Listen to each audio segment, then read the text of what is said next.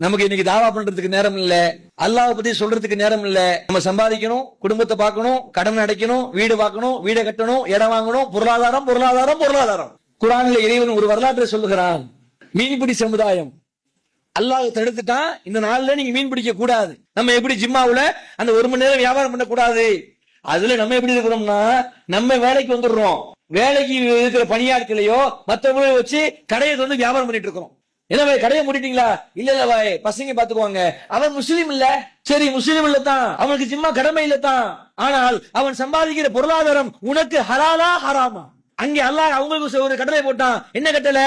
அந்த நாள் முழுக்க மீன் பிடிக்க போக கூடாது, சோதனை. அதுதான் அவங்களுக்கு ஜிம்மா மாதிரி, வணக்க வழிபாடு மாதிரி.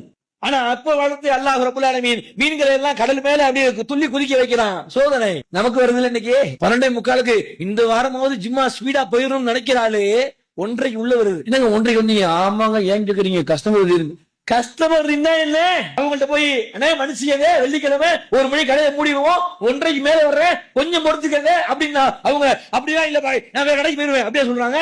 இன்னைக்கு நாம நம்மளை ஏமாத்தல, அல்லாஹ் ஏமாத்துறோம் நினைச்சுக்கிட்டு நாம நிறைய படுகொலையில் விழுந்துகிட்டு இருக்கிறோம். 12:45 கடை அடைக்கப்படும், ஒரு சின்ன பேப்பரை போட்டு கடையை மூடிவிட்டா யாராவது கஸ்டமர் நம்ம விட்டு போயிட்டாங்களா?